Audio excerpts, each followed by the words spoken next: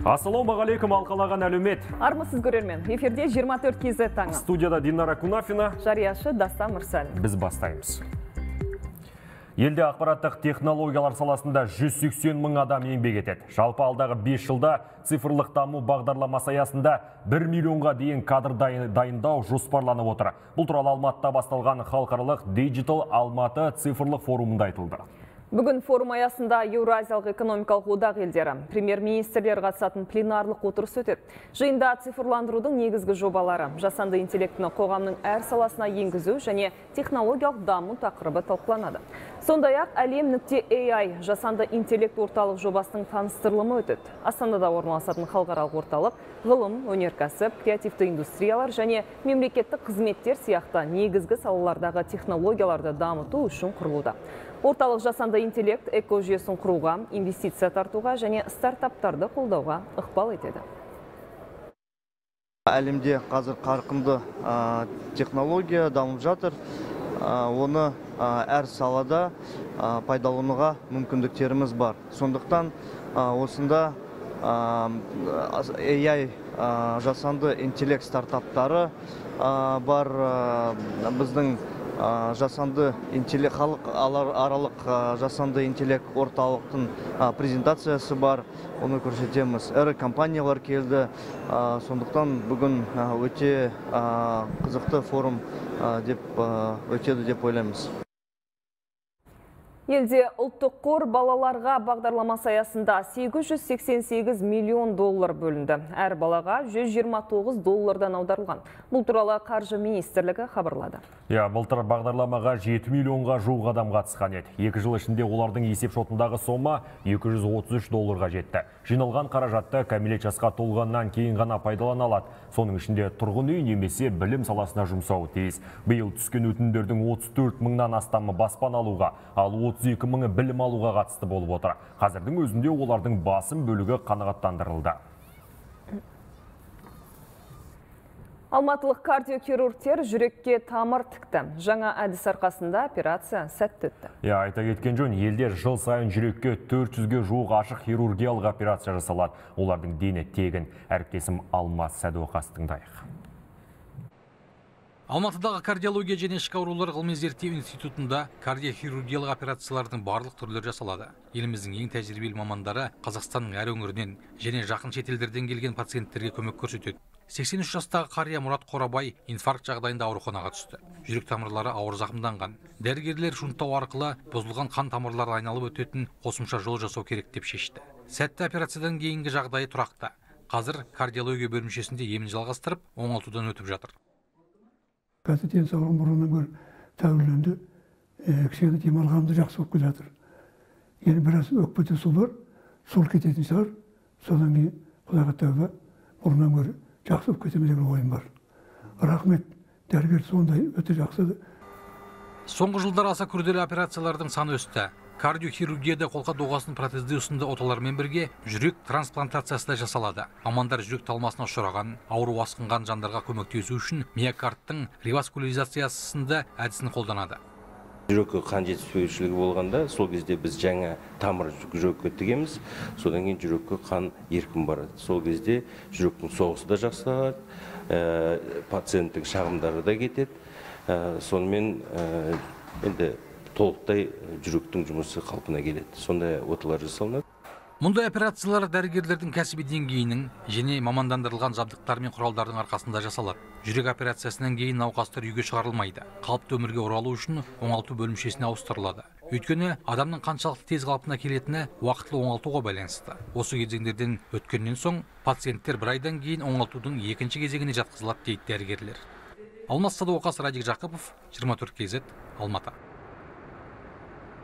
Елдің қан орталықтарында донор тапшы. Мәселен, Ақмола облысында тұрақты донорлардың қатары күрт азайып кеткен. Өңірдегі ауруханалардың қанға деген қажеттілігін өтеу үшін күніне 30 адам қан тапсыру керек. Бірақ қажетті донор жетіспей жатыр. Дәрігерлер бұлай жалғаса берсе, қан қоры азайып кетеме деп қауіптенеді. Тілшіміз Абзал Азаматұлы баяндайды. Көкшетаудағы қан орталығының мамандары донор азайып барады деп алаңдайтын жөні бар. Себебі кез келген адам қан тапсыра алмайды. Бұл дайындықты қажет ететін іс. Оның үстіне донор болғысы келетін адамның денсаулығы жақсы болуы тиіс. Переливание крови требуется. Көбінесе қан жаңа босанған әйелдерге, жол апатынан зардап шеккендерге және операция жасаған балаларға қажет. Негізі күніне тиісті қорды жүйелі түрде толтырып отыру үшін кем дегенде 30 донор қажет. Ал қазір тәулігіне ондай адам келмейді. Көпшілік донор болудан қашады. Халық арасында қан тапсырсаң әлсіреп қаласың деген түсінік бар. Ал бір жылдан астам уақыт тұрақты донор атанып келе жатқан көкшетаулық студент Еркебұлан Дәмерхан мұны жоққа шығарып отыр. Ол жылына кем дегенде 4-5 рет қан тапсырады. Қазіргі кезде көп адамдардың ойынша ол донор болу зиян деп ойлайды. Негізінде ол ешқандай да зияны жоқ. Керісінше оның пайдасы адамның денсаулығына өте көп деп айта аламын.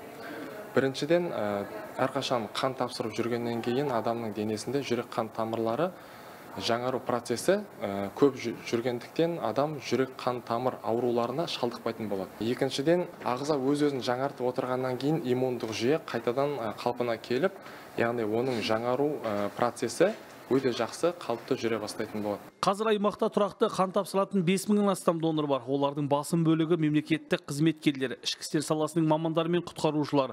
Ал қарапайым халықтың белсенділігін арттыру мақсатында қан орталығының дәрігерлері түрлі акция ұйымдастырады. Также у нас есть выездная бригада. Сондай-ақ бізде көшпелі бригада бар. Біз әрқашан кез келген ұйыммен ынтымақтастыққа отыруға дайынбыз. Яғни қан қорын толтыру үшін жұмыс орындарына көшпелі акциялар ұйымдастырамыз. Қазір орталықта 100 литр қан қоры бар. Былтыр 10.000-нен астам адам қан тапсырып, нәтижесінде 2000 адамның өмірін сақтап қалды. Абзал Азаматұлы, Виктор Полянный, Көкшетаудан, 24 KZ.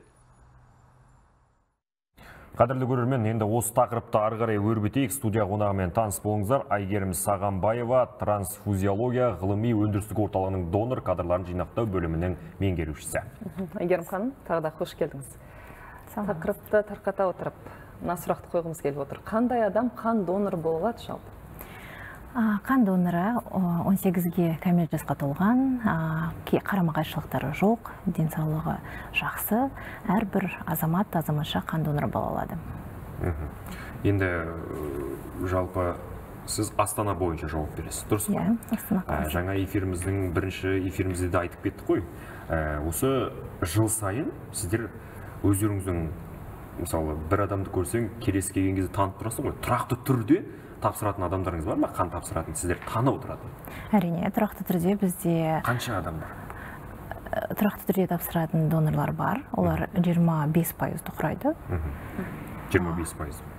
Оларды біз тұрақты түрде ғана емес, бізде қайталама деген донорлар да бар. Олар, яғни, негізі 3-ке бөлінеді, яғни алғашқы бірінші рет өмірінде бірінші рет келген, ол алғашқы донор деп аталады. Қайталама ол бұрын тапсырған донор, тұрақты түрде дегеніміз соңғы 12 айда 3 немесе одан жоғары рет қан тапсырған донорларды айтамыз. Енді Астана қаласында қан жеткілікті деп отырсыз? Қан жеткілікті дефицит жоқ бізде. Күнделікті біз донорларды медициналық ұсыныстарға байланысты шақырып жатамыз. Қан және оның компоненттерін тапсыруға күнделікті. Осы нәрсені азайтпас үшін қандай да бір акция ұйымдастырасыз? Әрине. Мысалы, қызметкерлерге арналған? Әрине. Бізде арнайы бөлім бар, пиармен айналысатын. Біз мектептерде, яғни алдын ала мектептен шыққан кезде, 18 жасқа толған кезде донор болуға мектептен бастап үйретеміз. Біз дәрістер өткіземіз, университеттерде, жоғары мекемелерде, Астана қаласы бойынша. Сосын бізде көшпелі топ бар. Көшпелі топ біздің барлық Астана қаласының мекемелеріне барып қан жинайды. Одан кейін қала бойынша остановкаларда кейбір мекемелерде реклама бар. Сондай әртүрлі. Сосын донорларға біз марапаттау жасаймыз. Мысалы, 5 рет тромбоциттерді тапсырып, сыйлық ал деген, яғни әртүрлі сондай адамдарды донорлыққа белсендіру үшін. Және де қазіргі таңда бізде волонтерлық топ ашылайын деп жатыр. Жаңағы адамдарды қан және оның компоненттер тапсыруға шақыру үшін, адамдар көбірек қан және оның компоненттер жөнінде мағлұматты тарату мақсатында. Олар, яғни, волонтерлар көшеде жүре ме, әлде белгілі бір қалай? Жоқ, мекемелерде, мектептерде, яғни бізге көмек ретінде. Жақсы, енді мынандай бір қызықты сұрақ қояйыншы. Біз енді әлеуметтік желіде көп отырамыз ғой, сол көрерменнен жолдаған сұрағым. адамға құйылған қанмен бірге донордың геніндегі ақпарат қоса берілуі мүмкін бе? Жалпы қан құйылған науқастардың мінез құлқында өзгерістер болады ма?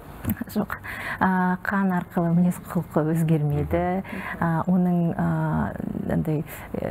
воспоминаниялары ештемесі берілмейді. Одан кейін оның группа қан тобы резус факторы өзгермейді. Ол мифтің біреуі ғой. Негізі қан туралы көп мифтер бар. Мысалы, дәрумендер, гемоглобин жетіспеушілігі болуы мүмкін. Жоқ, қан арқылы ештеме берілмейді. Тек қана жаңағы керек науқасқа сол қан тобы резусы бойынша қан құйылады, және адамның өмірін сақтап қалады.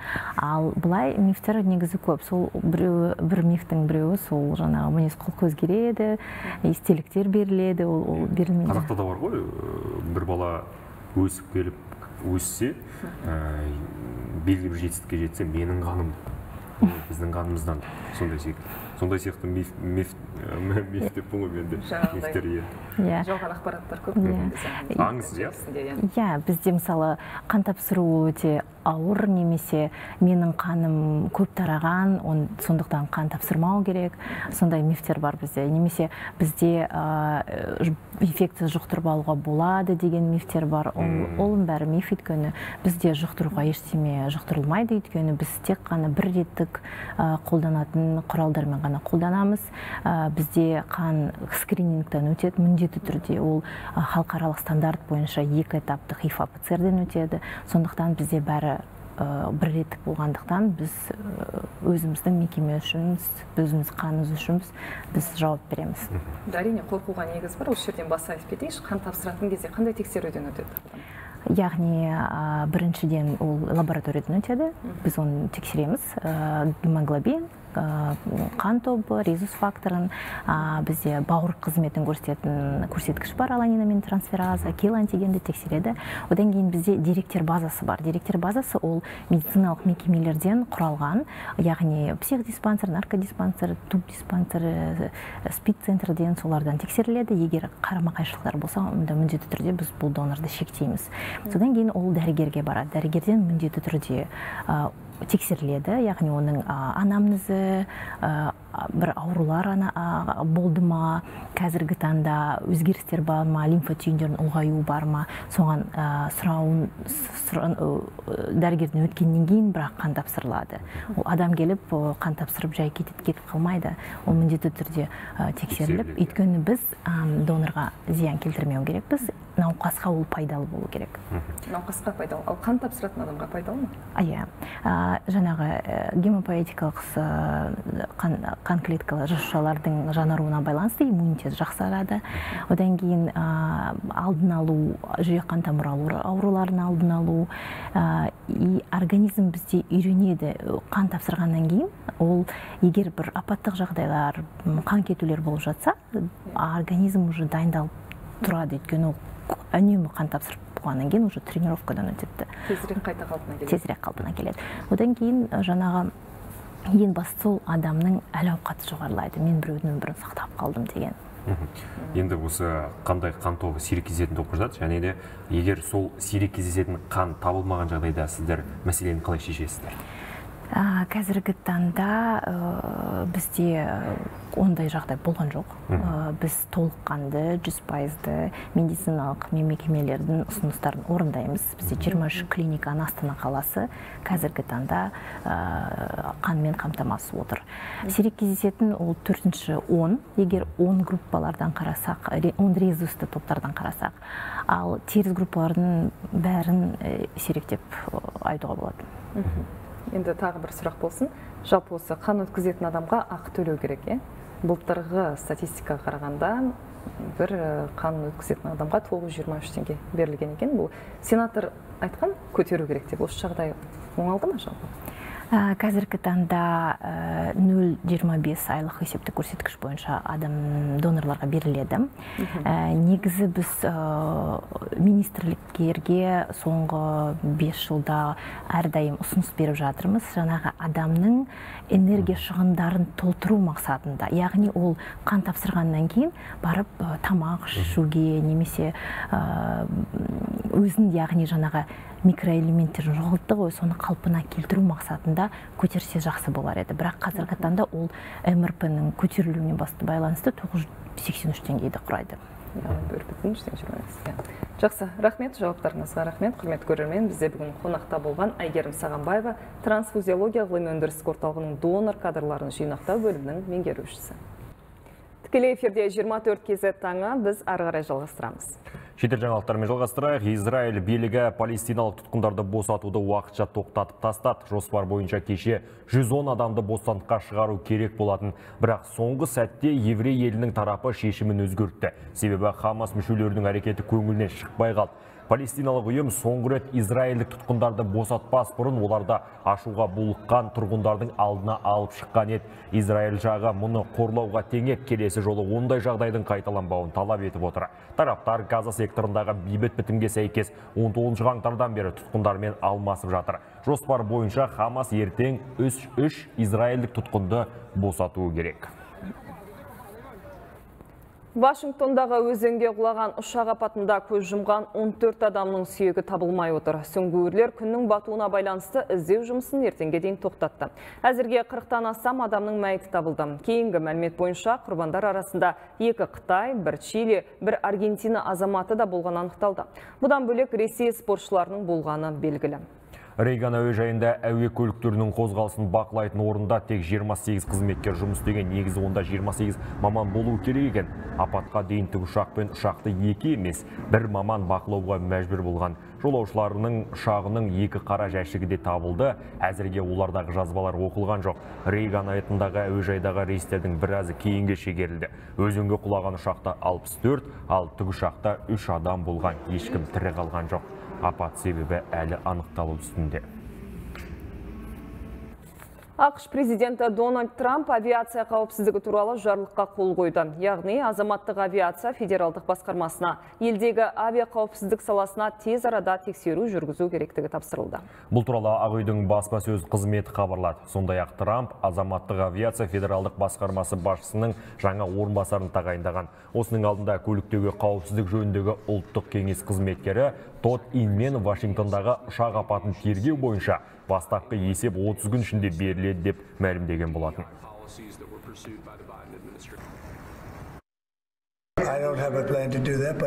Ұшақ апатына біліксіздік себеп болуы мүмкін. Біз мұны анықтаймыз. Авиация саласына ең білікті мамандар жұмыс істеуге тиіс. Ұшақ пен тікұшақтың бір-біріне жақын қатар ұшып жүргені маған ұнамайды. Құрбан болғандардың кейбірінің отбасымен кездесуі мүмкін. Әлемде күніге 10 миллион жолаушы ұшақпен қатынайды. Бұл жылына 4 миллиард адам діттеген жеріне тез жетеді деген сөз. Бірақ жылына 100-ден астам ұшақ апатқа ұшырайды. Кейінгі 10 жыл ішінде қайғылы оқиғалардың 21% ұшу, ал 71% қону кезінде болған. Бұл халықаралық азаматтық авиация ұйымының дерегі. Жалпы әлемде ең қауіпсіз саналатын көлік түрі неліктен қауіп пен қатерге толы? Келесі материалдан көрейік. Алысты жақын қылған ең қауіпсіз көлік атанса да, әуе кеңістігінде ұшақтар түрлі себеппен апатқа ұшырайды. Адамзат тарихындағы ең ірі ұшақ апаты Испаниядағы Лос Родиос әуежайында болды. Ұшу-қону жолағында 2 бірдей Boeing 747 ұшағының соқтығысуынан 583 адам көз жұмды. Ұшақ апатына экипаж мүшелері мен диспетчерлер арасындағы түсініспеушілік себеп болған. Дәлірек айтқанда, испан диспетчерлерінің ағылшынша акценті болған. Оның үстіне ұшқыштар бір-бірінің сөзін бөліп дұрыс қарым-қатынас жасамаған. Нәтижесінде 2 ұшақ та тұманның әсерінен бірін-бірі көрмегендіктен бұрылып үлгермей бетпе-бет соқтығысады. Ұшақ апаты кезінде жолаушыларды қалай аман алып қалуға болады деп авиация саласындағы мамандар бас қатырып келеді. Жобалар да ұсынылды. Осыдан 9 жыл бұрын жолаушыны апаттан аман алып қалатын ұшақтың нобайы құрастырылды. Бұл қазір желі қолданушыларының арасында жиі талқыға түсіп жүр. Бұл украиналық инженердің ойлап тапқан жобасы. Ұшақтың жолаушылар отырған бөлігінің үстіне парашют орнатылған, астыңғы жағына понтондар бекітілген. Парашют әуеден жерге аман есен қонуға көмектессе, понтон суға қонған жағдайда батып кетпеуін қамтамасыз етеді. етеді. Дегенмен бұл жобаға тағылған түрлі сын пікір көп. Бәрінен бұрын бұл ажыратылатын бөлік ұшақтың бастапқы күйін бұзады, әрі пилоттардың қауіпсіздігі қарастырылмаған. Енді көп талқыланған бұл жобаның іске асу аспауы екіталай. Жолаушылар ұшағында негізінен қауіпсіздік мақсатында парашют берілмейді. Мұның халықаралық азаматтық авиация ұйымы бекіткен өз себептері бар. Біріншіден, ұшақ көлікпен салыстырғанда апатқа аз ұшырайды. Ұшу кезінде 11 миллион жағдайдың бірінде ғана ұшақ апатқа ұшырайды, ал жердегі көлік 5000 жағдайдың бірінде апатқа ұшырап жатады. Екіншіден, ұшақ шамамен 10-12 шақырым биіктікте сағатына 800 000 шақырым жылдамдықпен ұшады. Бұл парашют мүлдем пайдасыз деген сөз. Себебі борттың сыртындағы температура -40 градустан -60-қа дейін жетеді, әрі оттегі сирек болады. Мұндай биіктіктен парашютпен секірген адам жерге жетпей көз жұмады. Сондай-ақ 100-500 парашютты алып жүру өте қиын, ұшаққа оны тиеу де тиімсіз. Жолаушылардың жүгін орналастыруға орын қалмайды, әрі бұл әуе билеттерінің қымбаттауына әсер етеді, өйткені парашют қымбат. Сөйтіп әзірге жобалар бар, ақыл айтушылар көп болғанмен, әлем ұшақ пен ондағы жолаушылардың қауіпсіздігі үшін оңтайлы ештеңе ойлап тапқан жоқ. Фариза Жанғанаева, 24 KZ. Біздің ел ұшу кезіндегі қауіпсіздік бойынша ТМД аумағында алда тұр. Халықаралық стандарттарға сәйкестік 82%-ға бағаланған. Бұл туралы көлік министрлігі мәлімдеді. Жалпы Еуропаға шаққанда біздегі қауіпсіз ұшу көрсеткіші Дания, Польша елдеріне ұқсас келеді. Мамандар жыл сайын әуе тасымалды 10-15%-ға өсіп жатқанын айтады. Мәселен, былтыр 15 миллион жолаушыға қызмет көрсетілді. Әуе паркінде 102 ұшақ бар. Оның дені ақш-та жиналған. Ұшақтардың басым бөлігі 13 жыл бойы қызмет етіп келеді. 30 жылдан асқандар да бар, десе де салада кейінгі 5 жылдан бері реформа жүріп жатыр. Мамандар енді азаматтық авиацияны дамыту жобасын жасақтау қажет дейді. Әзірге 20-дан астам әуежайды инвесторларға беру жоспарланып отыр. Ал қазір отын тапшылығы өзекті. Елдің азаматтық авиация саласы жылына 500-600 мың тонна авиа отын тұтынады. Қауіпсіздік жөнінде сандар статистикасын келтірдік. Енді осы тақырыпты ары қарай тарқатып, маманнан сұрайық. Қадірлі көрермен, таныс болыңыздар. Әділбекұлы Дәулетбек формалдылықты оңайлату, жолаушыларға және жүктерге қызмет көрсету департаментінің міндетін атқарушы. Тағы да қош келдіңіз. Қош келдіңіз. Енді жаңа айтып жатырмыз ғой, осы әлемдік рейтинг бойынша жалпы біздің осы ұшу қауіпсіздік деңгейі жоғары деңгейде көрсетілген деп. Жалпы осы қауіпсіздікті, яғни сақтайтын жалпы борттағы адамдар, сол туралы айтайықшы қазіргі таңда. Жалпы осы ұшаққа қатысты тәртіп қандай, қауіпсіздікке қаншалықты мән береміз, немесе мән бермейміз? Енді қауіпсіздік саласына келетін болсақ, ұшу қауіпсіздігі және авиациялық қауіпсіздік болып екіге бөлінеді.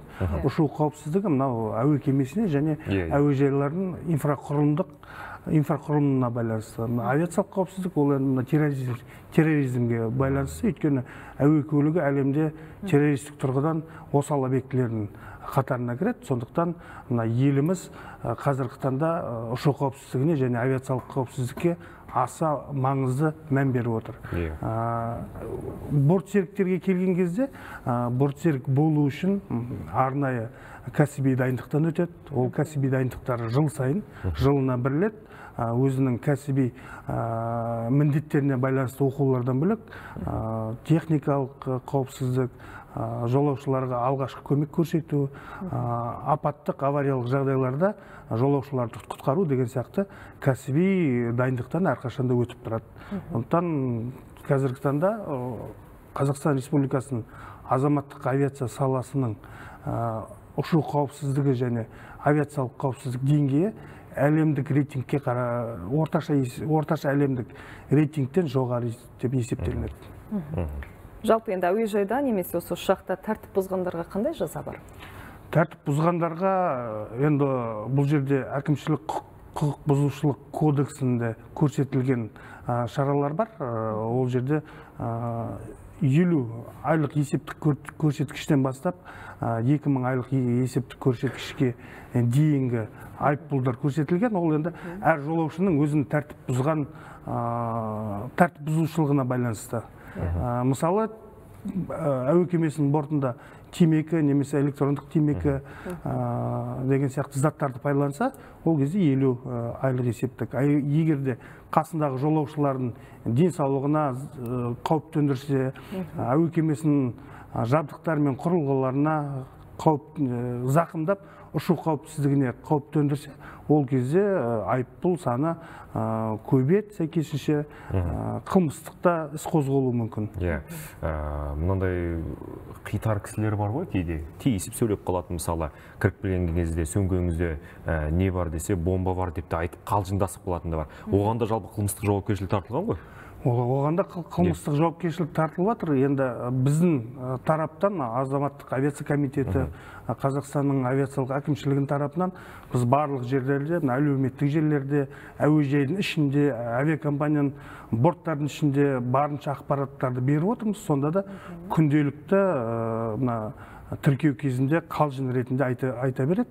Жаңағында айтқандай, террористік тұрғыдан осал болғаннан кейін әуежайдың, авиакомпанияның әрбір қызметкері ондай қалжың, жалған ақпаратты барынша шын мәнінде қабылдап, сол жерде бірден авиациялық қауіпсіздік қызметкерлері және көліктегі полиция департаментінің қызметкері шақырылып, хаттама толтырылып, жаңағы жолаушыға шара қолданылады.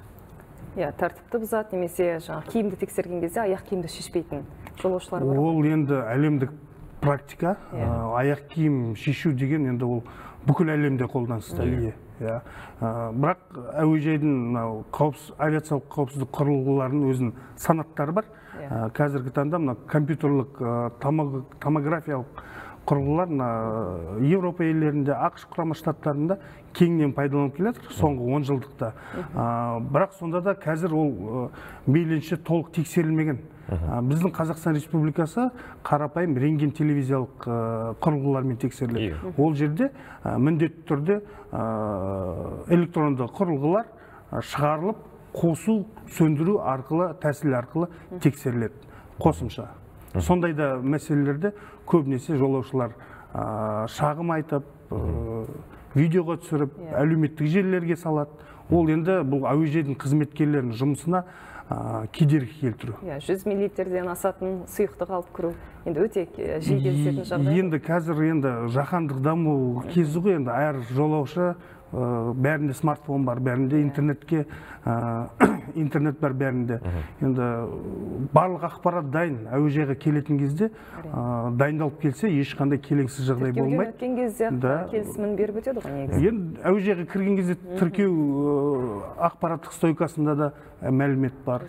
Барлығында қызметкерлер де сұрақ қояды, тыйым салынған заттар жоқ па, литий-иондық батарейкалар жоқ па деп сұрақ қояды. Тыйым салынған заттардың тізімін көрсеткен кезде көбінесе жолаушылар автомат бар дейді, бомба бар дейді, сөйтіп қалжыңдайды. Енді осы жаңа менің әріптесім айтып кеттік, осы салада, жалпы авиация саласында кейінгі 5 жылда реформалар жүріп жатыр деп. Жалпы бізде тағы да қандай өзгешеліктер орын алуы мүмкін, осы қауіпсіздік бағытында болсын, немесе басқа да өзгешеліктер, қандай жаңалықтар бар? Өзгешеліктер, осы соңғы 2 жылдықта азаматтық авиация комитетімен Қазақстанның авиациялық әкімшілігі өте үлкен зор жұмыс жасады. Европалық азаматтық авиация конференциясының аудиттерінен, қара тізімнен шықтық. Және де онан бөлек еліміздің президентінің тапсырмасы бойынша Америка құрама штаттарына тікелей рейстер ашу көзделіп жатыр. Сол бойынша жұмыстар жүргізіліп жатыр. Енді оның бәрінің нәтижесін алдағы келе жатқан халықаралық азаматтық авиация ұйымының тексерулер және ақш құрама штатының азаматтық авиация департаментінің тексерулерінен кейін Құдай қаласа жақсы нәтиже, жақсы хабар болады деген ойдамыз. Жаңа сканерлер келеді деп жатырсыз, сол программаның ішінде қазір Астана, елордамыздың Астана әуежайының авиациялық қауіпсіздік қызметінде халықаралық жолаушыларды тексеру аймағында контактысыз боди сканер дейді. сондай құрылғылар орнатылып жатыр. Одан бөлек аяқ киімді сканерлеу құрылғылары сатып алынып жатыр. Енді ол осы Америка Құрама Штаттарының тексеруіне дайындық ретінде болып жатыр. Яғни ол жерде озық үлгідегі тексерулер бар? Қазіргі заманауи озық үлгідегі құрылғылар. Рахмет. Соңғы бір сұрақты айтып кетейін. Спиртті ішімдік ішкен адам борттағы өзге жолаушыларға қауіп төндіреді ғой. Бұлар жайында не дейсіз? Олар жайында енді спирттік ішімдік ішіп кіру әуе кемесіне ешқандай тыйым салынбаған? Тыйым салынбаған. Бірақ сонда да егер жолаушы шу шығарып қасындағы жолаушылардың денсаулығына, әуе кемесінің ұшу қауіпсіздігіне қауіп төндірген жағдайда әуе кемесінің командирі шешім қабылдайды. Әр әуе кемесінде адамның қозғалысын шектейтін құрылғылар бар. Сондайлармен байлап тастауға құқығы бар. Және де әкімшілік құқық бұзушылық кодексі бойынша айыппұл ретінде, қоғамдық жұмысқа тарту ретінде жазалау қарастырылған. Рахмет, студиямызға келіп ақпарат бергеніңізге. Қадірлі көрермен, студиямызда қонақта болған Әділбекұлы Дәулетбек формалдылықты оңайлату, жолаушыларға және жүктерге қызмет көрсету департаментінің міндетін атқарушы. Біз жалғастырайық.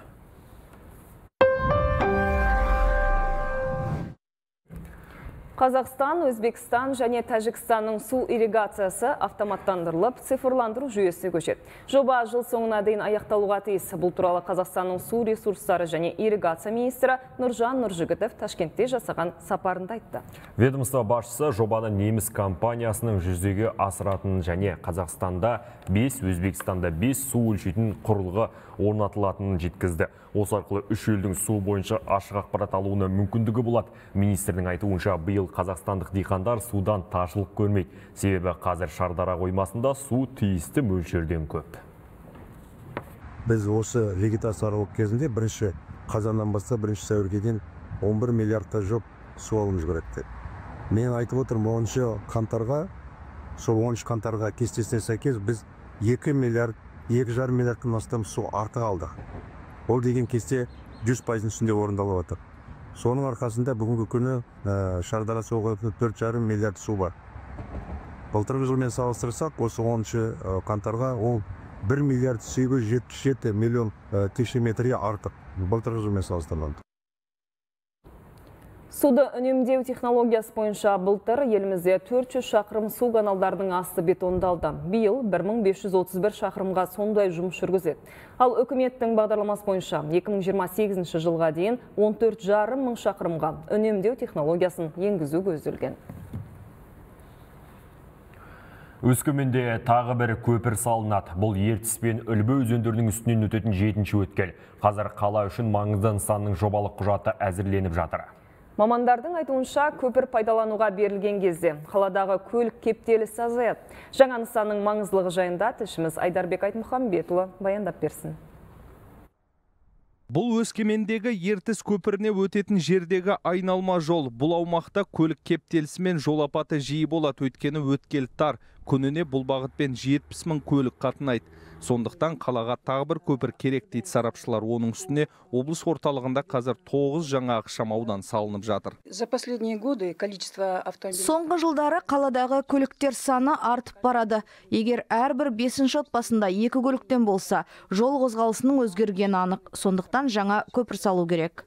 Жолаушылар тасымалы мен автожолдар басқармасы қызметкерлерінің айтуынша қазір маңызды нысанның жобасы жасалып жатыр. Оған еліміздегі ең ұзын бұқтырма су қоймасынан өтетін көпірді салған мамандар тартылды. Көлік кептелісіне байланысты осы 3-ші көпірді салу мәселесі туындады. Сондықтан жобалық сметалық құжаттама жасалуға қаржы бөлініп, бүгінгі күнде конкурстық рәсімдері өткізілді. Жақын арада ғана сол компаниямен келісім шартқа отырдық. Жобалық сметалық құжаттамаға жасауға кірісетін болады. Дайындық жұмыстары 1 жылға жоспарланып отыр, ал көпірдің құрылысы 2026 жылы басталады. Айдарбек Айтмұхамбетұлы, Вячеслав Ветлугин, Дмитрий Пыхтин, Шығыс Қазақстан облысы 24 КЗ.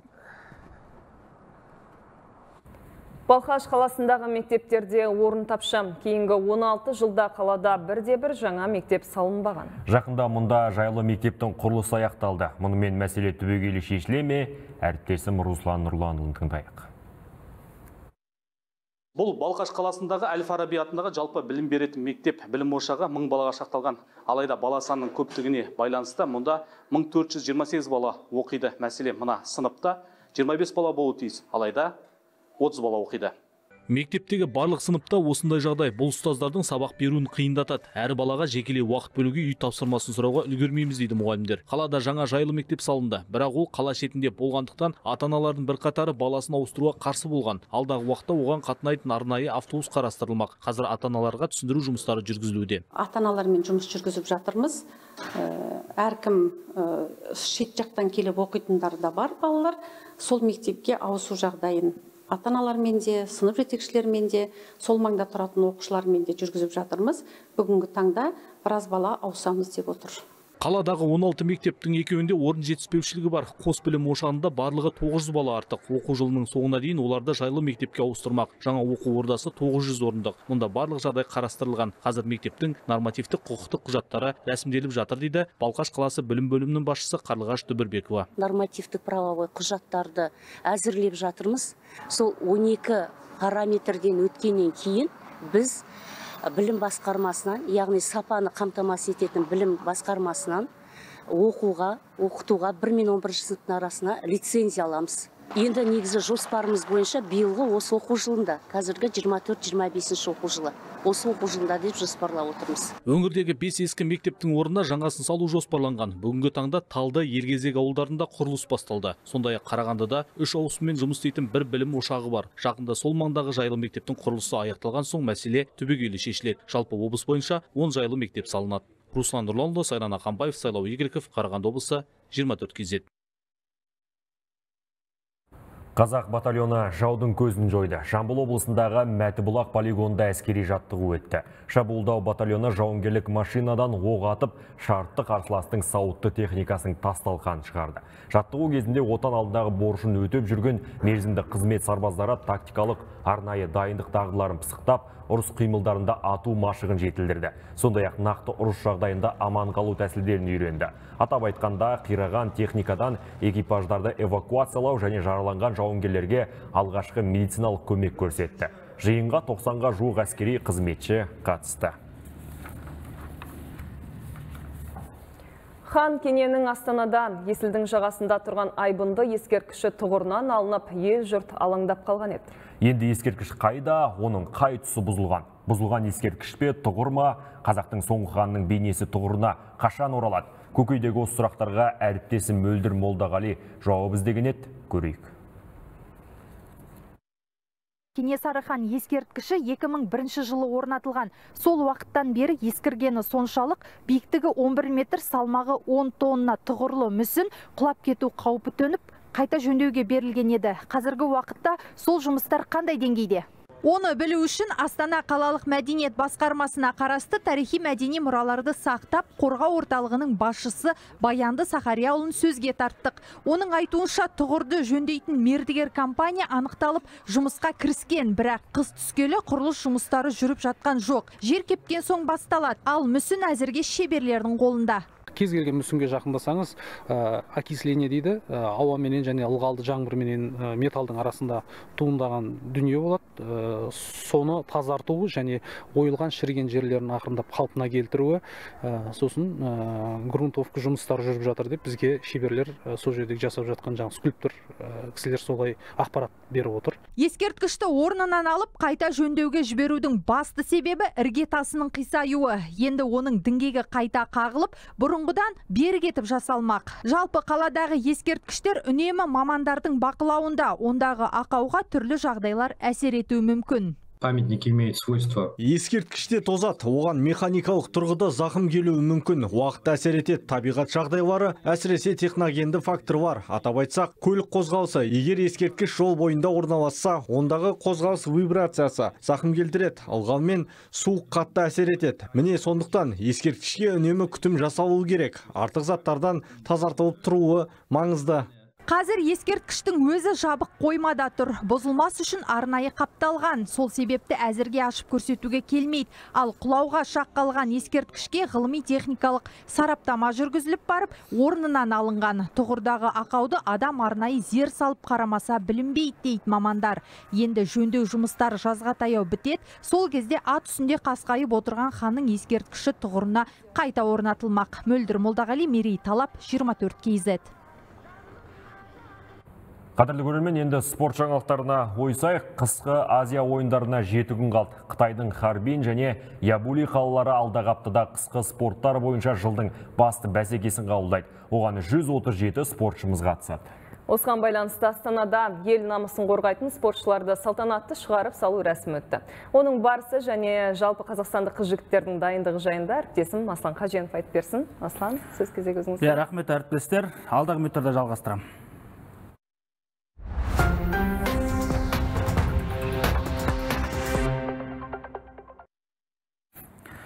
137 жаттығу жиыны және 86 халықаралық жарыс. Қазақстан спортшылары қысқы Азия ойындары алдында тыңғылықты дайындықтан өтті.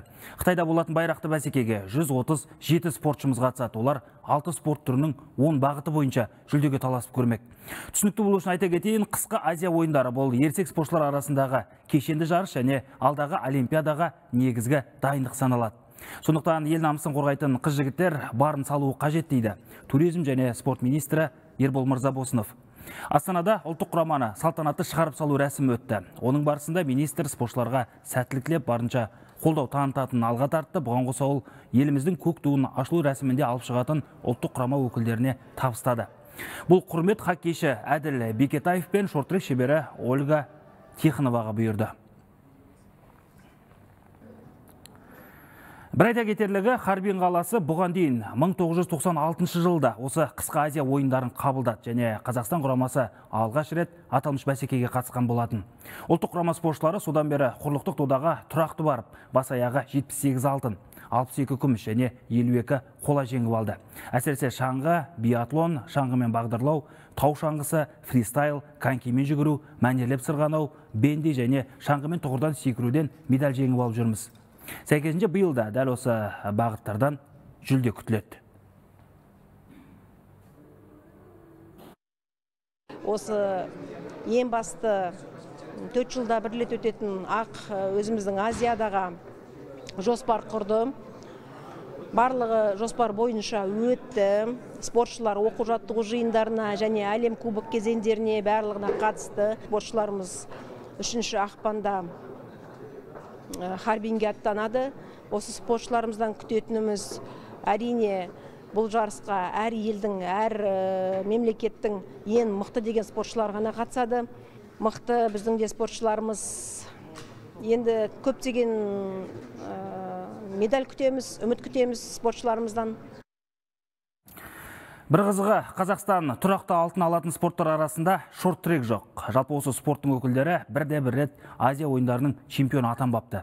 Сәйкесінше биыл тарихи нәтиже тіркеуге мүмкіндік бар. Мәтіғали Қарсыбеков баптайтын қыз-жігіттер қазір Астана қаласында дайындықты пысықтап жатыр. Ұлттық құрама соңғы Қазақстан чемпионатында іріктелді. Қытай төрінде бас аяғы 12 спортшымыз жүлдеге таласады. Атап айтқанда ерлер арасында Абзал Әжіғалиев, Әділғали Ахметов, Денис Никиша, Мирсайт Жақсыбаев, Айбек Насен және Глеб Ивченко жарыс алаңына шығады. Әйелдер арасында Ольга Тихонова, Яна Хан, Малика Ермек, Алина Ажғалиева, Мадина Жамбусинова және Зейнеп Құмархан бағын сынайды. Олардың шеберлігін шыңдау үшін Нидерландыдан арнайы маман шақыртылды. Бұған қоса қосалқы ұлттық құраманы да осында алдыртып, бірлескен дайындық жүргізіп жатыр. Ең басты біздің қарсыластарымыз ол Корея және Қытай елдері және Япония мемлекеті.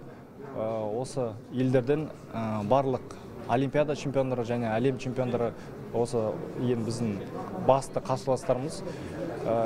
Екі есе қарсылас болады, бәсекелестік екі есе болады. Өйткені осы шорт-тректен басты қарсыластарымыз осы Азия елдерінде жиналып қалған. Сол себепті оңай болмайды, бірақ біздің Қазақстан құрамасы тәжірибелік команда. Сол себепті бізде барлық тәжірибе бар деп ойлаймын осы жетістікке жетуге. Харбин қаласында барлық жанкүйерлерімізді қуантуға тырысамыз. Сонымен Харбиндегі және Ябулидегі Азия ойындары 7 ақпанда басталып, 14 ақпанға дейін жалғасады. Бұған дейінгі қысқы Азия ойындары 2017 жылы Жапонияда өтті. Ол кезде Қазақстан құрамасы 32 медаль жеңіп алып, жалпы командалық есепте 4-ші орынға тұрақтаған болатын. Биылда сол көрсеткішті қайталау жоспарланып отыр, яғни жарыс қорытындысы бойынша қалайда алдыңғы 5-ке кіруіміз керек дейді салаға жауапты мамандар. Өткен жарыста да Қазақстанның құрамасы үздік 4-тен көрініп келді. Осы жарыста да одан төмен нәтиже көрсетпейміз деп ойлаймыз. Себебі шаңғы спорты, биатлон, шайбалы хоккей және конькиден және шорт-трек спортынан спортшыларымыз қазіргі күннің өзінде халықаралық ареналарда өте жақсы өнер көрсетіп, 3-тен көрініп жүр. Сонымен қатар жаңағы осы қысқы спорт түріне қосымша жаңадан ски альпинизм деген спорт түріміз қосылды. Ол спортшыларымыздың дайындығы өте жоғары деңгейде. Тағы бір ақпарат отандық боксқа қатысты. Руслан Мадиев чемпиондық белдігін қорғайды. Ертең Таиландтың Бангкок қаласында қазақстандық жігіттердің қатысуымен кәсіпқой бокс кеші өтеді. Ең басты жекпе-жек желесіміз Руслан Мадиев пен филиппиндік Али Канега арасында болмақ. Қосмақта жартылай орта салмақта WBA Asia чемпиондық атағын сарапқа салады. Руслан бүгінге дейін 18 кездесу өткізіп, 16-сында жеңіске жетті. Қарсыласының көрсеткіші 13 кездесу, 13 жеңіс. Русланнан бөлек кәсіпқой бокс кешінде Ирфин промоутерлік компаниясының қанатасындағы басқа да боксшыларымыз атап айтқанда Армат Арманұлы, Нұрдос Төлебай және Елшат Нығметұлы жекпе-жек өткізеді. Барлық былғары қолғап шебері жаңа ғана салмақ өлшеу рәсімінен сәтті өтіп, жекпе-жек алдындағы дайындықты пысықтауға кірісті. Әріптестер, менде бар ақпараттар әзірге осындай, сөз кезегі өздеріңізде. Енді тағы да бір ақпарат шықты ғой осы. Жәнібек Әлімханұлы Астанада жекпе-жек өткізеді. Сол туралы не айтасың? Мысалы, ақпан айының өзінде біраз кәсіпқой боксшыларымыз шетелде жұдырықтасып, осындай әртүрлі деңгейдегі чемпиондық атақтарға таласады, және негізгі жекпе-жек десек болады, жылдың мүмкін басты кездесуі қазір көпшілік тағатсыздана күтіп отырған Жәнібек Әлімханұлына қатысты 5 сәуір күні Астанада жекпе-жек өткізеді деген ақпараттар шығып жатыр. Америкалық, еуропалық басылымдарда енді Жәнібектің өзі әлі ешқандай ол туралы мәлімет берген жоқ. Десе де бұл кездесудің болатыны ықтималдығы өте жоғары. Өйткені былтыр парламент мәжілісінде қазіргі министр Ербол Мырзабосыновқа депутаттар Шавқат Рахмонов пен Жәнібек Әлімханұлының кездесуін Астанада өткізуге бола ма деген сұрақ қойып еді. Сонда Шавқаттікі өте қиындау, бірақ Жәнібекті ұйымдастыруға тырысамыз деген пікір білдірген еді. Және Жәнібектің жекпе-жегі жақындап қалды және Астанада өтуі мүмкін. Кеше ғана әлеуметтік желіден байқадық, ұлттық құраманың жігіттері біздің әуесқой бокстағы нөмір 1 боксшыларымыз, оның ішінде Сағындық Тоғанбай бар, басқа да осы ауыр салмақтағы жігіттер Жәнібекпен бірге шеберлік шыңдап жатыр. Менің білуімше ұлттық құрама қазір Түркістанда, яғни Жәнібекте сол жақта болуы керек. Және енді дәл осы Астанада өтетін кездесуде Жәнібектен бөлек Данияр Елеусінов және Али Ахметов қателеспесем. Енді Қазақстанның қазір кәсіпқой бокста жүрген ең мықты жігіттері бас қосып, осы өзіміздің қазақ жанкүйерлерінің алдында керемет бір шоу ұйымдастырғысы келіп жатыр. Өте керемет бастама. Кезінде Головкиннің жекпе-жегін аңсап, біраз осындай болса деп пікір тілектерін білдіріп жатқан еді. Енді сол арманға Жәнібек бізді жақындатайын деп тұр. Сәттілік тілейміз жігіттерге. Рахмет, Аслан. Ақпаратыңызға спорт жаңалықтарын жеткізген әріптесіміз Аслан Қаженов. Қадірлі көрермен, әзірге осы эфирде болған Динара Кунафина және Дастан Мырсәлім келесі эфирде кездескенше аман сау болыңыздар.